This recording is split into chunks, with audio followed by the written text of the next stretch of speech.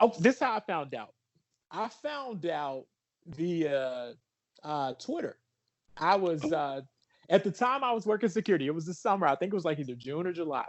I was working security. I was in Frankfort, Illinois, right outside of Chicago, and I'm just chilling. I'm scrolling through Twitter, not doing my job. And so I see that Derrick Rose got traded to the New York Knicks. And so first thing I'm looking for the blue check mark. I'm making sure, okay, is this official? Because sometimes people be making these fake ESPN pages and Adrian Wojnarowski pages, and so it was like legit. And then the text messages started coming in from all my friends. Oh man, it's crazy. D Rose got traded. What's going on? So I'm like, wait. This cannot be real life. So I had turned on the radio, old school, right? Turned on the radio, and I'm listening to ESPN 1000, and they're like, Derrick Rose just got traded to the New York Knicks. Da da da da. We taking calls, and I'm just like, wow, this is crazy. So I just sat there, and I ain't gonna lie to you, I cried. And the reason why I cried was because to Chicago, regardless of how you may have felt about Derrick and his comments about, I want to make sure I can be able to stand up at my little kid graduation, at PJ's graduation and all that, and people, felt some type of way about him. For the Black community, I'm just speaking for, I'm just speaking for, South Side. He was he had When I was at ESPN, prior to joining the social media team, I was always active on social. When I worked on Mike and Mike, I used to, as soon as the show would go live, you would find me tweeting about it. Around that time, I met a lot of my friends who would later become colleagues via Fox Sports 1340 or other places. One of them is my good brother who's coming on today's episode. The one, the only, Josh Vinson. Josh actually used to write for Derrick Rose website. Yes, the Derrick Rose, the youngest NBA MVP ever. So he's since then have gone on to do bigger and better things, and obviously that was something great.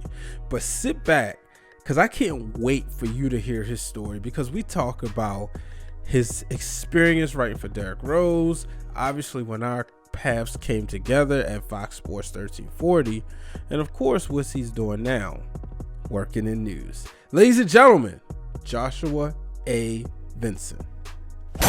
As I said in the opening, Twitter has a great way of building family and friends. Now, Josh is somebody I actually met while I was at ESPN just because we all love tweeting about sports. And I'm so happy to have him on the line. The one, the only Joshua A. Vinson. Josh, how you doing today? Man, I'm doing good. Brian, how's it going? Thank you for having me. It's good, man. So, man, long time. This has been about 6-7 years now that we've known each other. Yeah. But so let's get right to it. When did you decide that journalism was for you? Man, it was after I was trying to get into meteorology and the calculus classes were just too hard. It was just like the math just wasn't for me. So I had just left school in Milwaukee. I did a journalism class up there. That's when I first kind of got my taste of sports journalism. I was getting ready to transfer to the University of Memphis so I could finish out the last little couple of years of school. And I just fell in love with every aspect of journalism. I mean, I was doing more sports things, but I just fell in love with the idea of writing, storytelling, going in front of a camera, podcasting, doing things with the radio. I mean, I just enjoy all aspects of it. So that's when I decided, okay, if I can't, fulfill my dreams of meteorology, I can go out and do something with journalism. All right. So, and what school did you start off at again? Okay, so I kind of went to every school you could think of. So when I first went off to school, I went to University of Central Arkansas, but I only went there for like a few weeks because I didn't like it down there. Same school Scottie Pippen went to. So then I had decided to wait till the spring, and I started off my school career at Northern Illinois University. Then I went to school up in Milwaukee, Wisconsin for a little while. And then finally, I decided to transfer to Memphis, where my parents had moved when they decided to retire, and then graduated at the University of Memphis last spring. Well, man, so you just graduated last spring, but for anybody who knows you, knows that you've been deeply ingrained in sports for almost a decade now, Yeah. especially when it comes to journalism. When I met, you were the writer for Derrick Rose website, former MVP, a Hmm. good close friend of yours. You being from the Chicago area, he's from Chicago. Can you talk about that? What that experience? How did that come about? Because that's what people want to know. How did you become Derrick Rose official writer for his website? Okay, so it was kind of funny how that worked out. So at the time before I met D Rose, I was up in Minnesota, just kind of freelancing, if you will. I was actually doing a school project when I was still over at school in Milwaukee, covering things with the Timberwolves, writing about some of the young players that would play against the Timberwolves. So your Shane Larkins, Trey Burke, people like that. So this was had it them in like 2014 ish. And so I was tired of paying for my own travel going up to Minneapolis all the time. And I had my auntie told me, she said, well, we got a cousin that, works for Derrick Rose. And, Chicago, everybody knows somebody that know Derrick Rose. So I'm just like, I ain't never heard this cousin. I don't even know what you're talking about. But she was like, yeah, his name Dre. You should, get to know him. So the Bulls ended up playing against the Timberwolves, and D Rose was hurt that year, but he was still like traveling with the team, and DJ Augustine was their point guard. And so I had met Derrick in the hallway in the locker room, and I was like, "Hey, you don't know me, but I'm Josh Vinson. I'm from Chicagoland too." And he was like, "Oh yeah, what part? Where are you from?" That's how D Rose talk. And so I was like, "I'm from Park Forest, Illinois, the south suburbs, but I got a family on the south side." I was like, "Dre is my cousin. My auntie said you would know Dre," and he was like, "Oh, you know Dre," and he just embraced me like we were family. So since that moment, fast forward in the story, later on that summer, Team USA did these workouts in Chicago, and Derrick, came off injury and he was going to be participating in Team USA. So I had saw him again after we did an interview, and I told him that Dre was my cousin, and I wanted to, write about him, and I could, use his website as my affiliation because the Bulls wasn't really giving credentials to high school student. I mean, not high school, college students at the time, and so we had talked about, it, and he was like, "Yeah, let's make that happen." And so then that's when I finally got Dre's contact information, introduced myself. He knew my mom and my auntie and stuff like that, but I never met him until the actual Bulls games. And then from there, that's how I kind of officially became like Derrick Rose's journalist, even though a lot of my work never made it to his website because they just never let me have full reign. It was more Twitter and Instagram based, which was fine. I got a chance to just kind of follow D Rose around from those last few years he had, the last couple of seasons that he had in Chicago, and then right before he got traded to New York. So that's how our paths crossed. Actually, that's how we got the chance to know each other because of what I was doing in Chicago with D Rose. Yeah, so hey, I remember, that vividly. And it was cool to kind of follow you on Twitter to see what was going on. Do you have any stories that you can share about your time when you were working with him?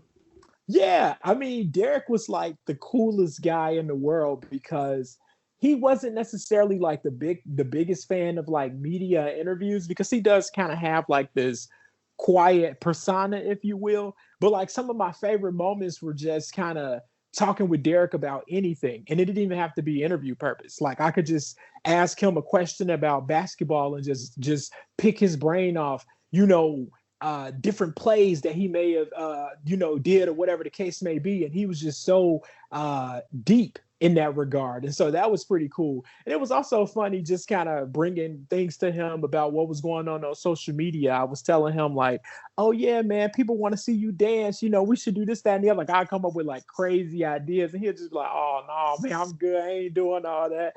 And then, I remember my favorite, interview with him was when Kobe Bryant had announced his retirement. And that's when Kobe went on that farewell tour and he was coming into Chicago. But before Kobe came to Chicago, I had, did a one-on-one with Derrick about, what his career would be like, as far as like, did he learn anything from Kobe? And like, do he think about retirement? Do he think about those things? Because, those conversations have happened in Chicago with Derrick and his injuries. And so we had a real in-depth conversation about that, which was really cool. And then finally, I like the fact that Derrick was always in tune with, trying to help out the younger college players if anybody needed help. It was a couple of guys that, I knew like Alex Robinson at TCU at the time, and James Bolden, who was playing at West Virginia. He actually suffered an injury, and so he was like, Derrick Rose is my favorite player. Ask him about like how did he get through that process, and Derrick dedicated 3 minutes of our interview about advice he would give to James Bolden, who was going to West Virginia at the time. So it was kind of cool how he really cared about being that voice and reaching out to the younger generations of hoopers that were coming up. So he pretty dope guy. Like I said, I got nothing bad to ever say about D Rose. He the reason where I am at today. So it ain't nothing but love. Yeah, y'all still talk often? I haven't talked to him in a while. I'm not gonna lie to you. When he went out to New York, I had started going to school in Memphis, and the last time I saw and spoke to Derrick would have had to been maybe like a couple of years ago when they played against the Wizards. I saw him in DC. No. I think it was either in DC or Cleveland. I saw him in one of them places. Either I saw him in Cleveland or I saw him. I think it was Cleveland. Yeah, when they was playing with the Cavs, I saw him in Cleveland when the Wizards came out there, and that was like one of the last times I got a chance to like really chop it up with him. But it's not but love though. It's not like we fell out or nothing like that. He just kind of doing his thing, and I'm out here, doing my thing. But yeah, it was real good to get that experience and, like you say, work with the youngest MVP. That was just awesome. Yeah, because I mean, at a time, you was writing for him. Like, so one of my favorite Derrick Rose moments is the shot against Cleveland. It was a Friday night. I was working at ESPN. Shout out to my boy Colin Fleming. We were the only two social media people, and by this time, you and I are connected via social media. And that was the night when they were down by 2. I think they were down by 1 point, and I wrote in the score because I just, you have a feeling. So I wrote out the tweet, and he made the shot. And if you look at the meme that circulates with him, yeah, that's actually my screenshot. Really? Yes. So you got to get that copyrighted, man. You got to get your coins, man. That's crazy. Right, because the Getty Images had the angle from a different point of view. From it's from a sideline point of view. I mean, a 90-degree angle. I caught the corner when they put it on TV, and they said, "Screenshot that. Let's make a meme." And we started the Sports Nation meme game. So that was, it was a funny story. But you're crazy. There. So can you talk about that season and what it was like to work? Because, at the time of the recording, by the time this airs, we'll be well into the thick. We'll probably be finishing up the last dance. But you're working there at a time where, let's be real, the Bulls have only been relevant twice. Yeah. I know that's your team, but they've only been relevant with Michael Jordan and Derrick Rose. Yeah, you had some stops here or there. We want to see it get back to relevancy. But can you just talk about what it was like working during, especially those type of games, in the thick of it? They were my pick, actually, to represent the Eastern Conference in the finals. I had them going instead of than the Cavs that year. But can you just talk about what it was like to work? I mean, you're there between the jabs between Joakim Noah and LeBron James. Who wants to go to Cleveland? What was it like? Man, it was amazing. The energy in Chicago was so fun because, as you mentioned, people haven't had that love for the Bulls since 97, 98. Because after that, it was just like nothing going on with Chicago. And then it was almost 10 years later, 11 years later, when Derrick Rose, was picked by the Bulls. Then that's when, that energy kind of came back. But yeah, man, I was there at that game when when Derrick shot that shot. And from where I was at the press box, you couldn't really see his facial expression. I just remember everybody rushing to him and picking him up, and he was just kind of like real chill, and the audience was like crazy. The fans were going crazy, and just that whole press conference vibe was just so cool. And it was like that was that time where you just felt like, okay, this might be the Bulls' moment. But then obviously, the Cavs, eventually won that series, and it was just unfortunate too, because then, if I'm not mistaken, wasn't the next year that's when Thibodeau ended up getting fired So it was just kind of like, Mm-hmm. you know, it was all that hype going into that. Like, man, the Bulls could just finally come, get over that, and they didn't, and it was just kind of like a letdown. But I think a lot of people will forever remember that moment, and it was just a lot of fun for me. Again, just being a Chicago kid, a Chicago guy, just kind of writing about the Bulls, writing about Derrick Rose, writing about the excitement and the electricity in the city. It's kind of sad that even though Chicago just hosted All-Star this year in 2020, like that level of enthusiasm as far as basketball fans wasn't really there, and it had nothing to do with the cold weather. It was just because the Bulls were basically irrelevant. What I'm saying? It was like there was no representation of nothing, for All-Star for the Bulls, other than what Zach LaVine I think did the 3-point competition, but who cared about that? So, and from my standpoint, yeah, I just feel like the Chicago fan base was just so excited and really rallied behind that team, and it was just unfortunate that after that things just dwindled off. Thibodeau ended up getting fired. Hoiberg came in. Things didn't work out. Derrick got traded. A lot of folks left. And then it was just like, who are the Bulls now? And it's just unfortunate. It's just such a, historic franchise that, even the documentary everybody was watching, like, oh my God, that documentary, is so great. It's just unfortunate that, we're still holding on to something that happened over 20 years ago. It's just sad that we don't have nothing of more recent time to hold on to.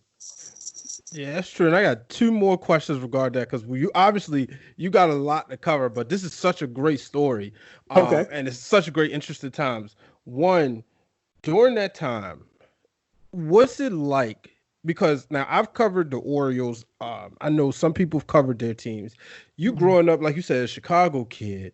What is it like? Are the Bulls your number one team? Like, are you a diehard Bulls fan? Or I'll be lying to you if I said I was a diehard Bulls fan. So, like, okay.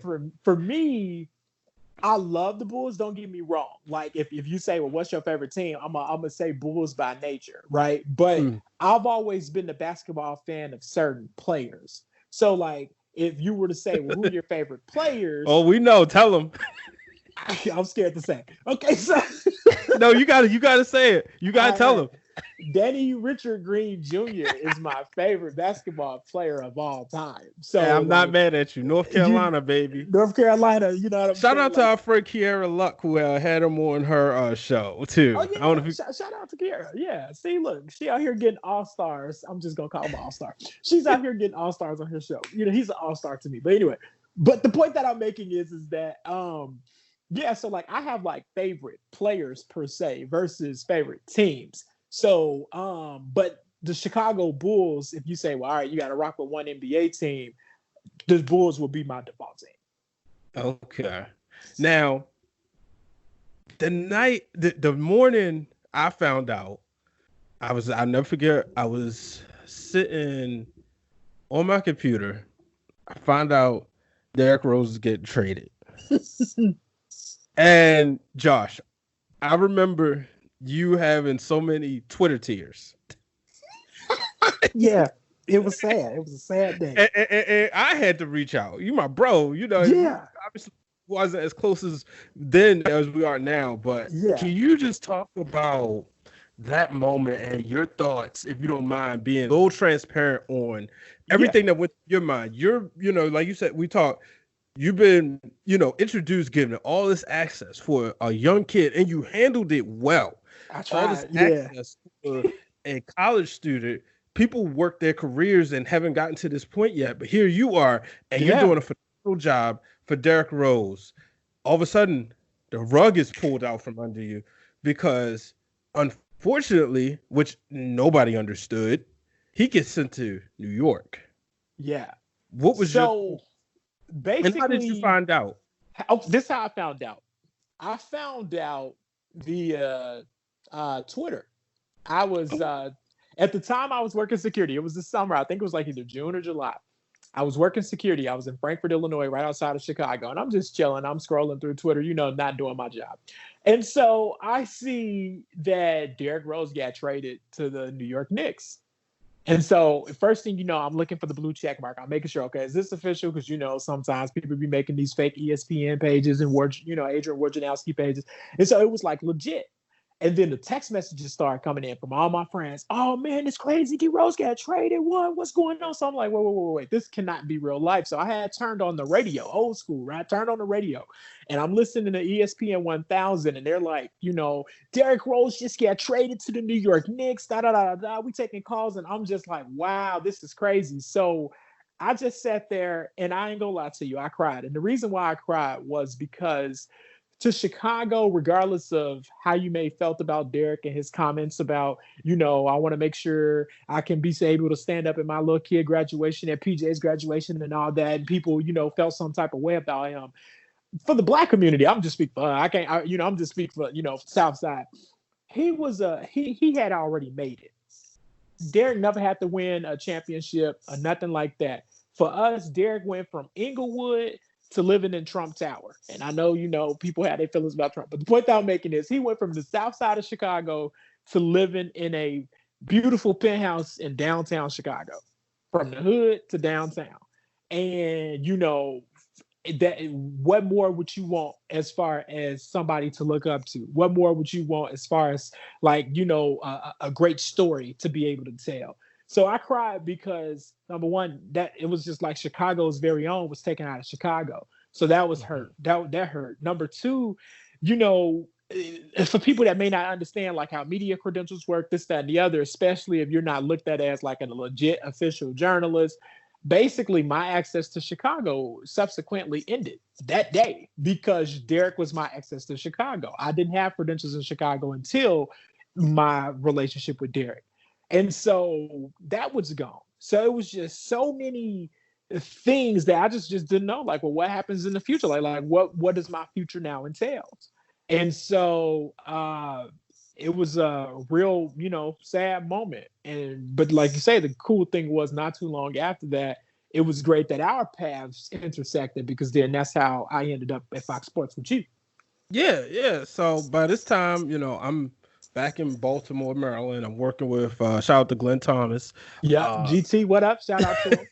Yeah, and he gave us so many great opportunities. And I remember you reached out and young folks out there, this show is catered towards young, aspiring people who trying to figure out what they want to do in life. Granted, most of the guests on here have been journalists, but that's the field I'm in, right?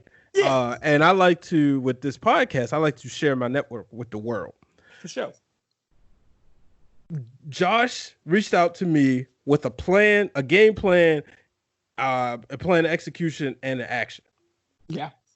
He said, hey, Kelly Oubre Jr. was getting ready for the Summer League. And we was the DC affiliate. And you said, hey, can I work with you guys? I want to go out there, go to Vegas, cover him, write a story, put it on the website. That's the only way we get access. Yeah. You did that. All of a sudden, things just blow up. Talk about what it was like to step out of the shadow, because anybody else could have said, I'm done. Derrick is done. Sure, you could have attempted to follow him to New York, but then that would have been follow him to New York, then to, was it Minnesota, then Detroit? Yeah. It was a whole bunch of other stuff. So I think he got traded to Utah, but then was dropped, and then he ended up in Cleveland for a little bit. Oh yeah, Cleveland. He ended up for Cleveland for a little bit. Then he ended up in Minnesota for a little time, and then I think he in Detroit now, right? So he kind of been everywhere. Yeah. And mind you, let's be real. This is around the time when he's becoming a journeyman. He's not the MVP guy. Now, he would reach back to that status, but this is about Josh Vinson. Right. Now we get to the point you're stepping out of Derrick Rose's shadow. Yeah. How did you, now you're going into these locker rooms, you're going into talking to these press people. How did you kind of, I don't want to say the stink, but how did you brush off the Derrick Rose journalists off of you? Oh, so what I ended up doing was, prior to that, remember, I was already making relationships with some of these younger players. Prior to meeting Derrick, prior to writing with Derrick, I already had relationships with the CJ McCollums, Damian Lillard to a certain extent, Shane Larkin, Trey Burke, people like that. So it was already natural for me to kind of like build relationships with players. And so I always considered myself like the players journalist. I wanted to be that guy to write about the players and talk about their stories. And that's kind of what I did with Derrick. That's a lot of what I did with Derrick. So when Derrick went to New York and me trying to get out to New York was going to, be very complicated, as you mentioned, and there was a lot of uncertainty as far as like what was going to happen anyway. When I had went out to summer league and got a chance to link with Kelly Oubre, a lot of these guys recognized me as, oh, he's Derrick people, so he cool peoples. So like that's how people would see me, John. Wow, that's Derrick people. Kelly Oubre, that's Derrick people. Like people recognize me as Derrick people. Then eventually they learn my name. So after that, it was really cool because I got a chance to go from maybe covering a specific player in Chicago to working at Fox Sports 1340 AM to covering an actual team. So it didn't matter who was all on the team. My beat were the Wizards as a whole. And so the cool part of that was getting the chance to build multiple relationships with multiple guys on the same team. And it was great building a relationship with John Wall. It was great building a relationship with Kelly Oubre. It was great, building a relationship with Bradley Beal to a certain extent. So it was like I was getting the chance to do all those things. And then, as you mentioned, Glenn Thomas gave us so much access. We started talking about covering the NFL, right? Mm-hmm. So how these things kind of coincide. I was based in Memphis at the time, and I told you, I said, well, look, this was before we had the Panthers on our radio. So I was like, well, look, everybody, covering the Redskins, you got the Giants, you got all these other teams in the NFC East. I know Dak Prescott through a random Snapchat conversation, kind of, sort of. He may not know who I am personally, but one time he threw his Snapchat name out there many years ago when he was at Mississippi State. Let me go down to Dallas. I can pull connections and strings and start covering the Cowboys. And if you remember, I was covering the Cowboys for Dak Prescott's first year. Mm-hmm. And, I built a relationship with Dak and then got a chance to meet his brother Thaddeus and everybody else. And so it was kind of like I started covering the Cowboys and everything was cool down there. So it was like John Wall was a Cowboys fan. So what I learned as a journalist, and, many before me taught me this, like, hey, don't look at these guys as just players. Look at these guys like they're actual human beings. Like they have common interests just like everybody else. So when I found out that JW was that's what I call him, I know him like that. Okay. When I found out that JW was the Cowboys fan, I started telling them how I'm covering Dak and I'm going down to, Texas this weekend, woo out the bam. And so then we started doing interviews about the Cowboys and what Dak Prescott and them need to do, this, that, and the other. And then it's just kind of like the worlds just kind of intersected. And it was pretty dope, man. I wouldn't trade my experience at Fox Sports 1340 AM for nothing. I mean, that was so much love. So that's kind of how I left the shadows of Derrick Rose. And there's people that's followed me way since then. And they say it's crazy seeing him go from covering Derrick Rose to the Wizards to, the NBA as a whole.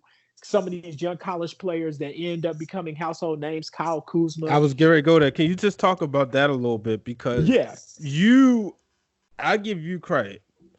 For my eyes, you put Kyle Kuzma on my radar. And obviously, at the time I'm, social media managing, so I'm seeing all the content, and me being a Laker fan, obviously I'm paying attention. Mm-hmm. And I'm watching, I'm like, okay, Josh got talk to this guy, Kyle Kuzma. All right, cool. I'm not going to even say I'm the biggest follower of college basketball. I'll be honest with you. I asked my god brother straight up. I said, hey, tell me the truth. Is Lonzo Ball the number 2 draft pick because of his dad, or is he that good? He was like, nah, he's that good. Right. Can you just talk about building that relationship with Kyle Kuzma and his whole family? Yeah, so it was funny. So what happened was I give my credit to Tony Jones, who now work at The Athletic out there covering the Utah Jazz. So Tony and we were cool because Tony is one of my mentors. He was a beat writer for the Tribune out there in Salt Lake City. And so he told me, I think, if I'm not mistaken, he was covering the Utes, if I'm not mistaken. But he told me about a guy named Kyle Kuzma. And I was like, he was like, he from Michigan, he cool peoples, you know, woo woo. What I don't know if he was covering the Utes or he was covering the Jazz, but anyway, I know he knew Kyle Kuzma because, like, you know, obviously Tony played basketball, so you know that like they paths intersected. So he told me about Kyle. I had reached out to Kyle randomly on Twitter. It was like, hey, what's good, Kyle Kuzma? My name is Josh Vinson. I'm from Chicago. I'm a young aspiring reporter. You know, follow me back, basically. And so Tony was like, yeah, Kyle, he cool peoples. That's my little bro Josh.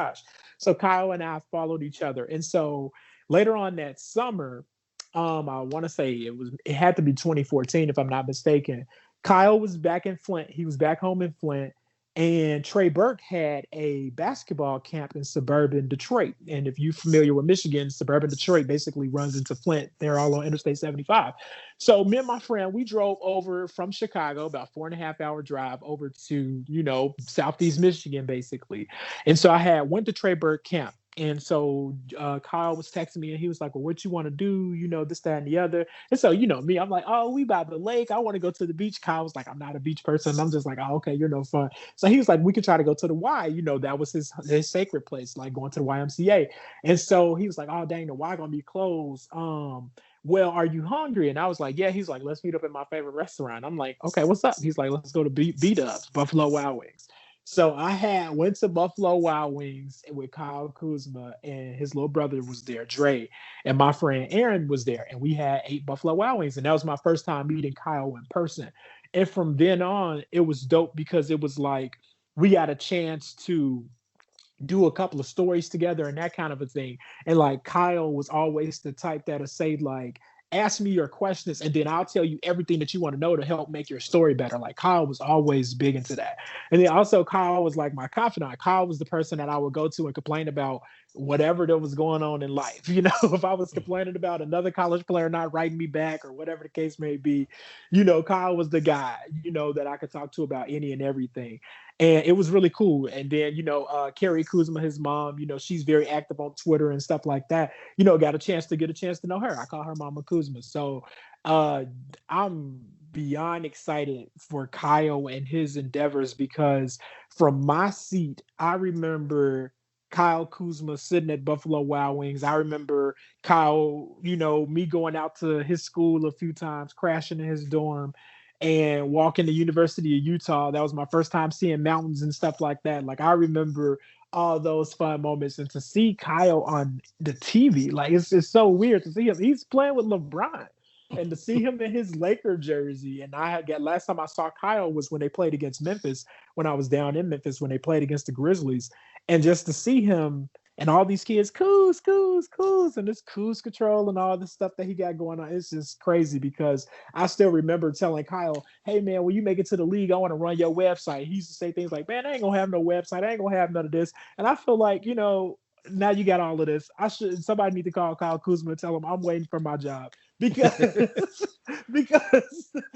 that's crazy. But no, it's definitely a blessing. Like I'm so happy for him. It's crazy to see how he has grown into the young man that he is today. I say young man like I'm old, but yeah, you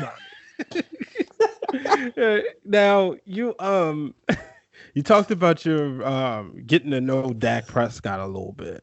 You talk about, you know, just some of your interactions with him and just even in general, you and our good friend Ashley Baker. Shout out to Ashley. You guys used to have a podcast, the Cowboy Zone.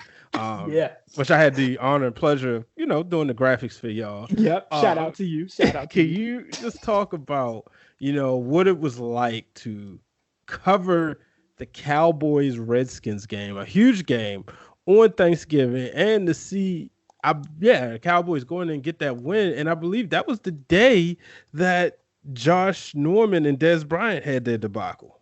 Yeah, I mean, so that was a lot of fun because that was the first time covering an NFL game with my colleague Ashley, and I still remember picking her up at the airport and us going down to the Cowboys game. and having so much fun. And I was talking in this crazy Southern accent that I used to do even on our podcast. It was terrible. I enjoyed working covering the Cowboys. It was a lot of fun because see, this was when before Dak Prescott became the Dak Prescott that we know, right? You know, Dak Prescott was this guy that just ended up filling in for Tony Romo because he had that back injury and he was out for like 6 to 8 weeks. And Jerry Jones was still acting like he was going to put Tony Romo back in, but then Dak had went on that winning streak, and it was like you got to stay with what's hot, right? So Dak was really cool. I enjoyed talking to him about bow ties because at the time he used to wear these little bow ties or whatever, and I even bought me a bow tie. And I used to ask him like, "Man, when you gonna start branding this stuff out?" You know what I'm saying? I'm trying to get me a Dak tie.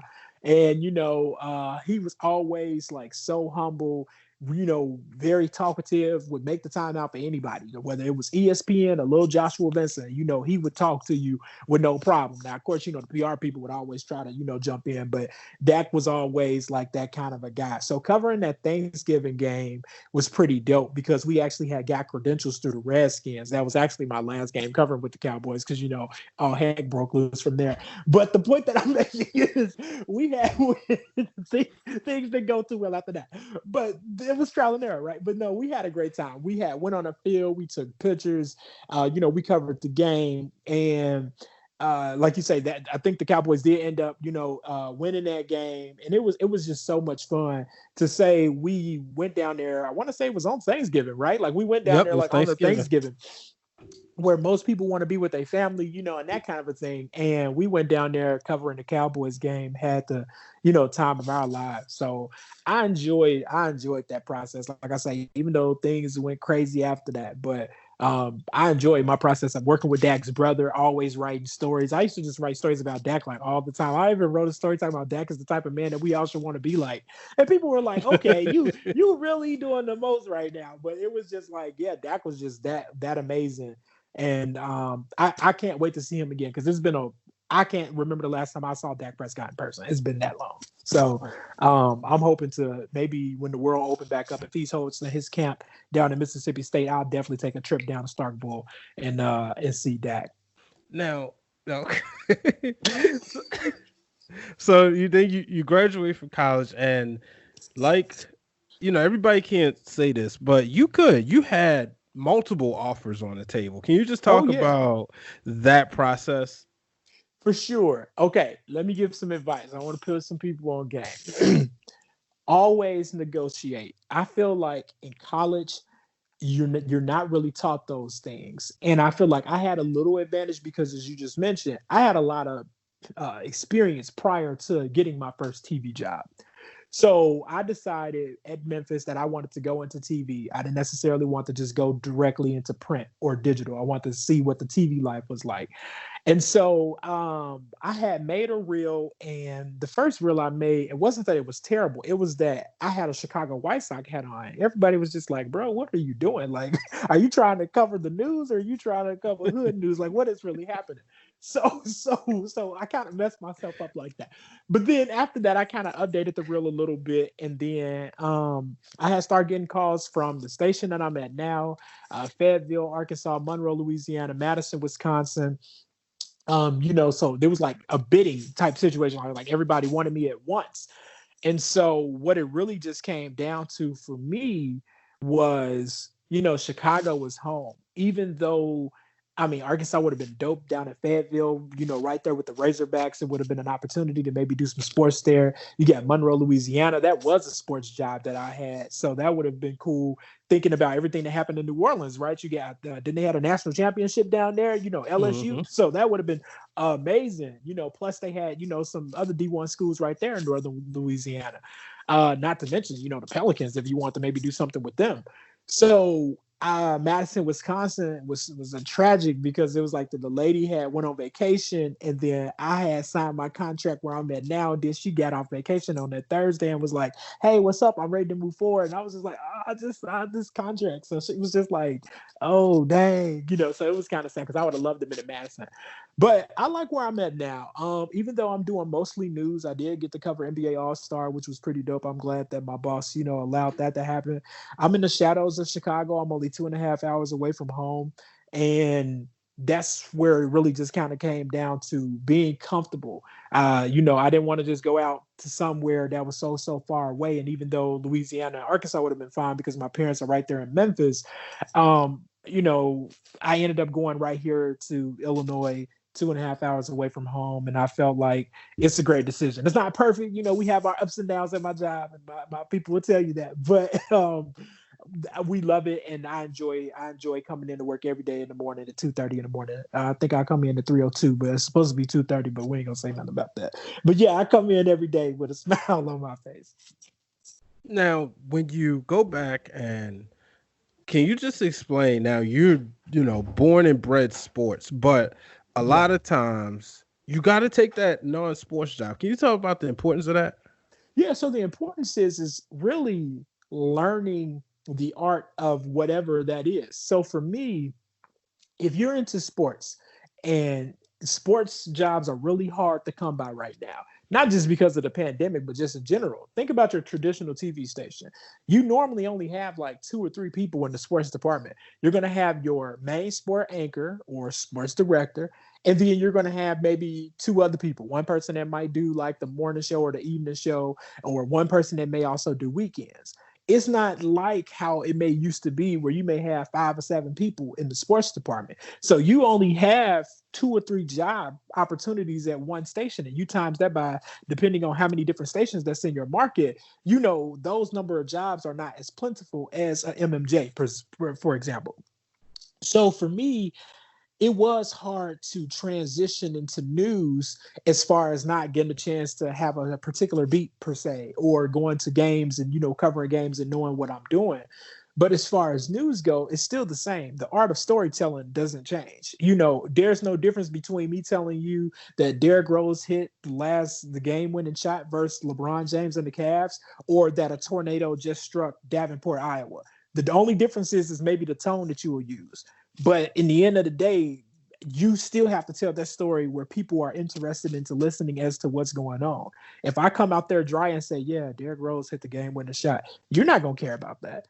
If I come out there dry and say a tornado just hit this town, you're not going to really, you're going to turn the TV, right? So I got a chance to learn how to operate the camera. I got a chance to learn what it's like to go live. I got a chance to learn, what it's like to be in a breaking news situation. What do you do when information is steady coming in, but your IFB, the earpiece that you have in your ear, goes out and your cameraman points, or if your producer don't tell you cue and you're on live and you don't even know that you're live, right? All those little things that happen on TV all the time, but that you as the viewer don't see, you get a chance to learn that right here, being an MMJ or being a reporter at whatever market you end up going to. And so take those values and those lessons, and then hopefully you can turn that into going to ESPN or Fox Sports or The Athletic or whatever your dream goal is, or even if you plan on going into sports, at the local level on television, value those moments. Never be that guy or that girl that's like, oh no, I'm sports only. I'm too good for news, because you'll be chilling looking for a job for quite some time, and you might not get that job right out the gate. So understand that it's always value lessons, in that. People might be listening to this and be like, wait a minute, he went from covering Derrick Rose to going to the cornfields of Iowa. It's so like, nah, if you think about it, the career is actually still going upwards. It's not going backwards, so you have to, understand, engage your success that way, and understand the lessons and values that you're learning and gaining every day. And that's what I value being here every day out here in Iowa. Now, what's been the highlight of working in news? And real quick question before you answer that one. Have you had a chance to do weather yet? That was the original plan. Okay, so it's some controversy behind that. Okay, then I don't want you to get yourself in trouble. No, I ain't gonna get in trouble. No. We can talk. This family, we can talk. Okay, so there was a situation where I was being trained to be the weatherman. And I don't know what happened to that. It just disappeared. It was like an opportunity that was. And so now I don't know what's going on. So what I do now is being an MMJ, right? This is how you be slick with it. being the MMJ, you can still accomplish your goals, but make your stories about the dream that you always wanted to do. So even though I'm not in front of the chroma key, the green screen, pointing out the weather and telling you what's going on, best believe anytime there's a severe weather outbreak possibility, I'm the person that say, hey, I can work overtime, or I can work overtime. Let me go out to the cornfields and see what happens if these storms hit this certain town, and I'll be first on the scene. And I was chasing tornadoes last time, so I'm still fulfilling my weather dream. And now I can put on my reel. I was reporting live as a wall cloud was rotating live on television. That was Joshua Vinson out there. You know what I'm saying? So it's like, always try to, that's the cool thing about news. You can always kind of change that into a sports story, into a news story, a weather story, into a news story, and still get a chance to do what it is that you want to do. Wow, man, that's amazing. So, and yeah, I was gonna say, what's been like the highlight? As far like my favorite moment of it all, probably just in the news so far. Like what's in the been news so far. The highlight is working on a morning show with my coworkers, Alexandria and Redrick, and just having so much fun. I remember I did a story about exercising, and we went to this hot yoga place, and they threw it to me, and I'm running around. I mean, I was just straight clowning, like just straight clowning. And it was so much fun. And the views, the retweets, the clicks, it was just a lot of fun. And so that was probably one of my highlights, just doing things that you would have never thought that you would ever do before. Whether it's, going hot yoga, covering a crime, going to Chicago and covering NBA All-Star. That was pretty dope, to be a little TV station amongst all these national outlets, and of course, Chicago being the third largest market in the nation. That was a lot of fun. So if you wanted to say like ranking them, going to NBA All-Star, being able to cover All-Star with a camera, a microphone, live in front of Chicago at the United Center, going live from Chicago on the morning show, and to be able to say reporting live in Chicago, Illinois, Joshua Vinson or Josh Vinson, that was like a dream come true. I could say I have lived my dream. so yeah, that was pretty awesome. And that's just a taste of what the future may very well hold. Now, I gotta ask you this. Okay. The title of the show is called Breaking Through the Glass Ceiling. When did Joshua A. Vinson break through the glass ceiling? What was that moment when you knew I can do this and I'm going to be okay in my career? I would say June 10th, 2019, when WHBF Local 4 News Quad Cities was crazy enough to hire me. And that's when I knew. That's what I knew. I was like, it was that moment. No, seriously. It was getting my TV job. Brian, a lot of times, like when you're out here trying to be a freelancer and trying to break through, sometimes it's coming at your own expense as far as financially, and that kind of a thing, right? And you feel like you're investing into your future until, the bankroll starts to come in. And to say, I'm a legit journalist. I got the blue check mark. Now I tell people all the time, man, I don't pay no bills, but it look good.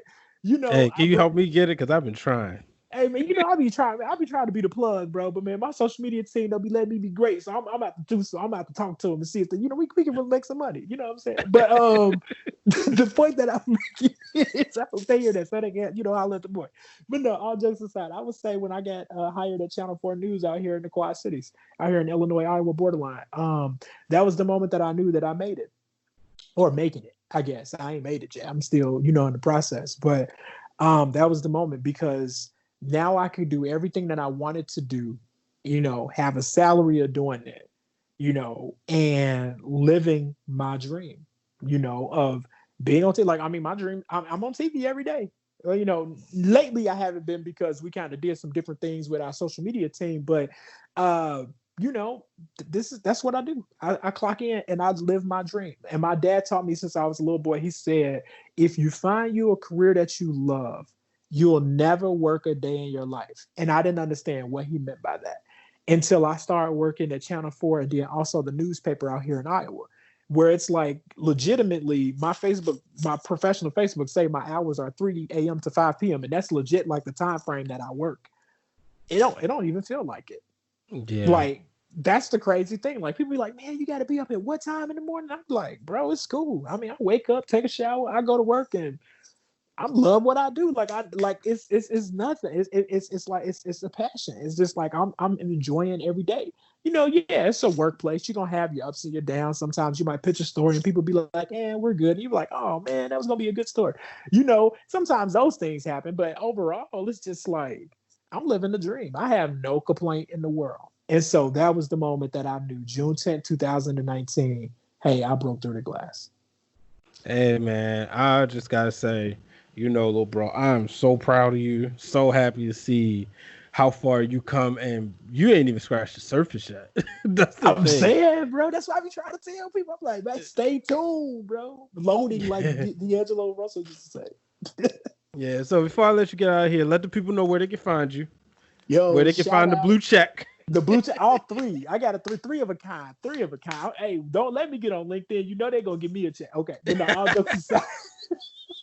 All jokes aside, follow your boy the Josh A. Vinson, V like Victor, INSON, Twitter, Instagram, and my professional Facebook. Y'all ain't ready for my ratchet Facebook, so I'm just give y'all my professional for right now. Yeah, they ain't ready. They ain't ready for that. That's where it goes down. But no, follow me. And if y'all have any questions, one thing about me, I'll just say this real quick. I'm always available. That's why my phone number is on Facebook right now. One of them. I'm always available for anybody to call. Hey, I'm an aspiring young reporter. I was thinking about doing this, that, and the other. I'm getting ready to graduate college. What should I do? I'll put you on game. Negotiating, how to find your job, what's real, what's fake. I'll let you know because I'm in it and I did it. So holla at your boy. I'm always available. They did it for me. People like Tony Jones and Keith and Clarence Hill. I can just name everybody, but we ain't got the time for it. But all those people, Marcus Thompson, you know how Black we like to shout out people. Everybody did it for me. They always told me, when the next person come up, extend that hand, and my hands are wide open. Anybody that needs some help, let me know. Ladies and gentlemen, you heard him. His hands are wide open. Josh, thanks for joining me, man. I appreciate it. Yo, Brian, I appreciate you too, bro. All right, folks, that's it for this week's episode of Breaking Through the Glass Ceiling. I hope you enjoyed that conversation with Joshua A. Vinson. Make sure you guys give him a follow. Next week, I bring on education reporter Kenya Hunter, and I promise you will enjoy this and you'll learn a lot as I did. So, you know the deal. Make sure you do not let anybody put up a ceiling that you can't break through. This podcast was recorded and edited by B Waters Productions. The music by Hypno Beats. Make sure you follow him at Hypno_Beats with a Z on Instagram.